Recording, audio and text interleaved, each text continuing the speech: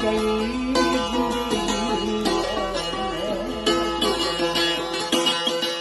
وقت فتح مکہ ہو چکی تھی تو اس میں ایک خوف محسوس ہو رہا تھا، ایک لرزنے کا انداز تھا ان کے سامنے، آن صلی اللہ علیہ وسلم کی سامنے حاضر ہوتے وقت. تو آپ صلی اللہ علیہ وسلم نے فرمایا مجھ سے کیوں خوف زدہ ہو رہے ہو؟ میں تو ایک ایسی ماں کا بیٹا ہوں جو سوکھے ٹکڑے اور پانی میں بھگو کے کھاتی تھی. اس طرح یعنی انسانی سطح پر اور اتنا ڈاؤن ٹو ارتھ رہنا. اور پھر وہ تو خیر سب نے وہ واقعہ سنا ہوا ہے کہ جیسے جیسے وہ اونٹنی داخل ہو رہی تھی تو آپ صلی اللہ علیہ وسلم کا سر جھکتا چلا جا رہا تھا اور تا وقتے کے اونٹنی کے کجاوے کو چھونے لگا. آپ صلی اللہ علیہ وآلہ وسلم کو آپ دنیاوی منفعت کی خاطر اور دنیاوی جو مرتبے ہیں اور دنیاوی سیٹیں اور سیاسی سیٹیں اور سیاسی پوائنٹ سکورنگ اور سیاسی اکاؤنٹ سیٹلنگ کے لیے استعمال کرتے ہیں. آپ کو خدا کا خوف نہیں آتا؟ مطلب ٹھیک ہے، میں نے آگے کئی پروگراموں میں یہ کہا ہے کہ جو ایک مجموعی تاثر ابھرتا ہے بعض فیصلوں سے، بعض حرکتوں سے اور بعض قسم کے اقدامات سے، اس سے بالکل انسان یہ سوچنے پر مجبور ہو جاتا ہے کہ آپ لوگ خدا کو مانتے ہی نہیں ہیں. اگر خدا کو مانتے ہوتے تو اس کا خوف کرتے. اور اگلا سوال یہ ہے کہ کسی بھی رسول، کسی بھی خدا تعالیٰ کے فرستادے کی جو اہمیت ہے یا اس کا جو مقام اور مرتبہ ہے وہ تو اس بات سے مشروط ہے کہ اس کو خدا تعالیٰ نے بھیجا ہے، اور وہ خدا جس کو عام طور پر انسانوں نے، عامت الناس نے نہیں دیکھ رکھا. اس خدا کے رحمان اور رحیم ہونے کا تعارف کروانے کے لیے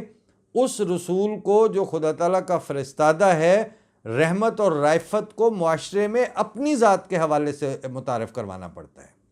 کہ میں جس کا نمائندہ ہوں اس کے یہ رنگ ہیں رحمت اور رائفت کے، یہ میں آپ کو دکھا رہا ہوں اور اپنے برتاؤ سے دکھا رہا ہوں. اور ان رسولوں کا جو سردار اور افضل الرسل تھا اس کو ہی اللہ تعالیٰ نے رحمت للعالمین قرار دیا. اب رحمت للعالمین کے اوپر جس وقت آپ اپنے ان 16 سالہ نوجوانوں کو تعارف کروائیں گے جن کو آپ نے کل کو پستول دے کے بندے مارنے کے لیے بھیجنا ہے عشق رسول کے نام پر، تو آپ جب ان کی رائفت اور رحمت اور انسانوں کے ساتھ رحیمیت کے سلوک کے واقعات بتائیں گے تو اگلے سانس میں آپ کے لیے یہ مشکل ہو جائے گا کہ آپ کس طرح ان کے نام کے اوپر اس طرح کے قتل عام کی اجازت کے لیے کسی کو تیار کریں گے. لہٰذا یہ ایک بالکل اوپن اینڈ شٹ کیس جسے کہتے ہیں نا قانون کی اصطلاح میں، آپ کا کیس شریف النفس انسانوں کی نظر میں بالکل اوپن اینڈ شٹ قسم کا کیس ہے. آپ کے لیے یہ ممکن ہی نہیں تھا کہ اگر آپ رسول اللہ صلی اللہ علیہ وسلم کو رحمت للعالمین کا ان کا جو تشخص ہے اس کو عام کرنے کے لیے اپنی صلاحیتیں استعمال کرتے تو اس کے بعد آپ اسی زبان اور اسی ایٹیٹیوڈ اور اسی تبلیغ اور اسی ترغیب کے ذریعے کسی کو اس طرح چھرا گھونپنے، یعنی وہ غازی علم دین جسے آپ کہتے ہیں اس کے طور پر، یا جو باقی آپ کی ایک اب اس طرح کے جو غازیوں کی اب فہرست بنتی جا رہی ہے ان کے لیے آپ کیسے تیار کرتے؟ اس لیے آپ نے سب سے پہلے آج صلی اللہ علیہ وسلم کے رحمت للعالمین کے تشخص سے خود کو بھی کاٹ دیا، اپنے آنے والی نسلوں کو بھی کاٹا، تب جا کے آپ اس طرح کا ظالمانہ انسانی سٹف تیار کرنے میں کامیاب ہوئے ہیں. اب آپ سے کیا کہا جائے؟ آپ کی تو محنت ہے، آپ نے تو بڑی محنت کر کے یہ یہاں تک لائے ہیں. اب میں بات کرتے وقت عامت الناس سے بات کر سکتا ہوں. ابھی بھی جو آپ کو رحمت اللہ علیہ بنانے پہ اصرار کر رہے ہیں ان سے درخواست کر سکتا ہوں کہ یہ صاحبان منبر جنہوں نے کل کو رحمت اللہ علیہ کہلانے کی امید میں انسانوں کے اوپر اس وقت زحمت بن کے دوسرے انسانوں کو مسلط کر رہے ہیں، ان کو پتہ نہیں ہے کہ وہ کون سا جہنم جو ہے وہ تیار کر رہے ہیں اور کس جہنم میں یہ معاشرے کو جھونکنے جا رہے ہیں. ان سے ایک طریقہ ہے کہ آپ سوشل ڈسٹینسنگ آپ ان سے پیدا کر لیں. جس طرح ابھی کورونا کی ویکسین تو نہیں ہے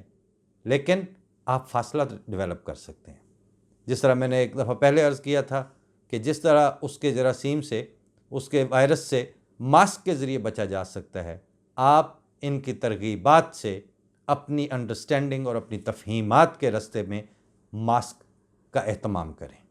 آپ اس کے لیے بھی ایک خاص طرح کا سینیٹائزر ہے کہ آپ آن صلی اللہ علیہ وسلم کی سچی، سچی اور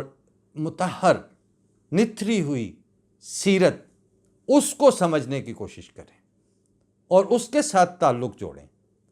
اور خدا تعالیٰ کے رحم اور رحیمیت کو اپنے معاشرے میں عام کریں. یہ بیسٹ سینیٹائزر ہے اس وقت اس کے ظالمانہ تعلیمات اور ترغیبات جو ملائیت اس وقت آپ کے سر پہ چڑھ کے آپ کے اوپر مسلط کر رہی ہے. نہ وہ اسلام ہے، نہ وہ قرآن ہے، نہ وہ خدا تعالیٰ کی تعلیم ہے، نہ وہ رسولوں کا اسوہ ہے. اس لیے یہی ایک حل ہے کہ در سمین میں